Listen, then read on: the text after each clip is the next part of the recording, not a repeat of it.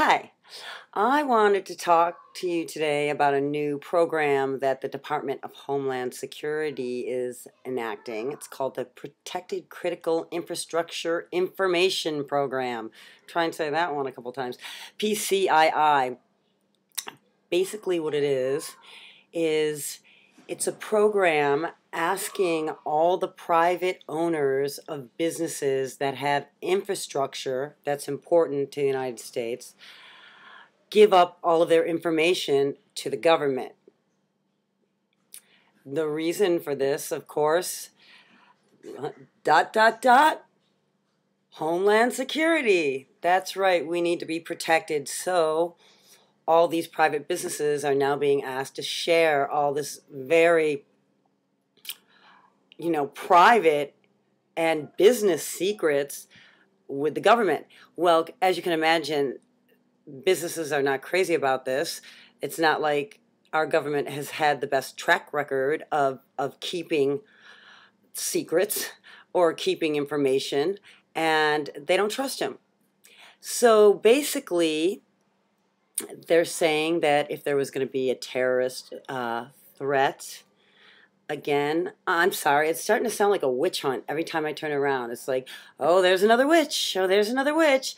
Okay, if there's a terrorist threat, they would need to be able to access this very important infrastructure quickly. And if they already have all your information, what chemicals you're using, where all the ins and outs are, whatnot, then they'd be able to do that better and more efficiently. I mean, that kind of sounds like it's okay, except I guess honestly, I have to just go back to Ben Franklin.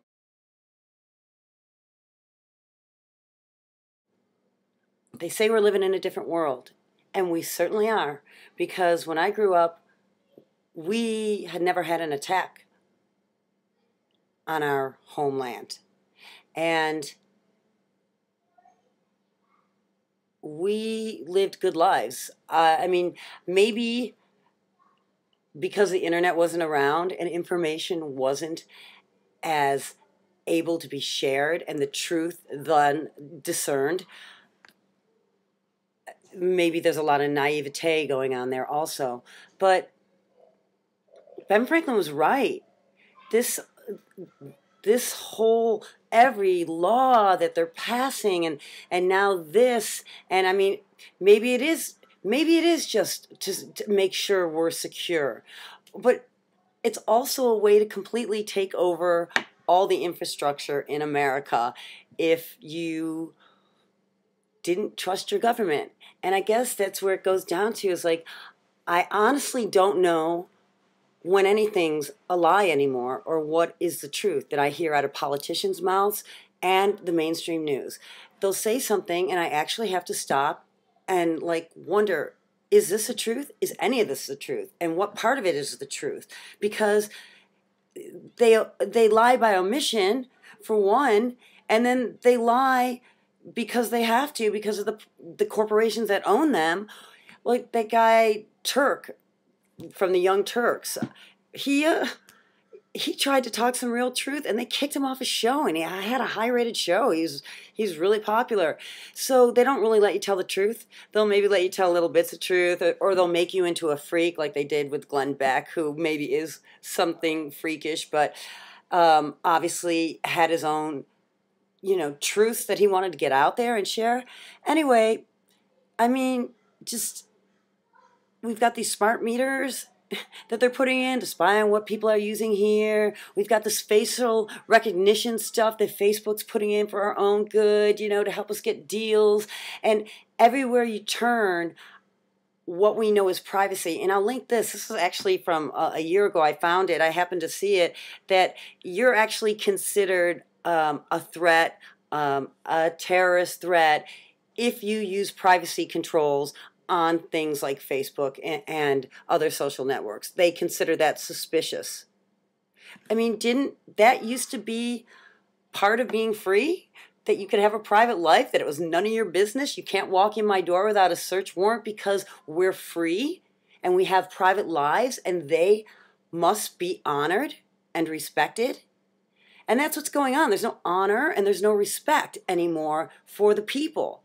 And obviously the people don't have it for their government either. So I don't know what the answer to this is. I'm just going on and on. But I do know that at some point, we have to fight these little battles like this, the new PCII and the next internet bill that'll come through and everything that we continually have to fight to stay free. But I personally, and I would really like to hear your feelings on this, I personally would be fine with going back to all the pre-9/11 stuff and taking my chances with a terrorist hit. And I live in LA. I'm in one of the areas that probably has a big red star in it to, like, if you want to hit the United States and Hollywood and, rich and famous and that whole deal. So I'm not talking, I wasn't in New York, so forgive me if I don't sound solemn enough. I understand that was horrible. But we've now gone and fought wars where we've lost more than we lost in the Twin Tower Terrorist Act. And our lives on the whole have been invaded by our government in the name of protecting us. And I just say, I don't need it. I don't want it. You don't need to protect me like this. If you really want to protect me, get out of all the other countries that we've got our fingers in their pies and bring everybody home. Build a big darn shield or something, Let's be independent. Let's take care of America. But this witch hunt that's going on now, because really, folks, that's what it is. It's a witch hunt. Every time you turn around, somebody else is being called a terrorist, domestic terrorist. Now veterans, the very people that went and fought for us to be free, that we should, I constantly thank them whenever I see them. They're on the threat list. That's disgusting.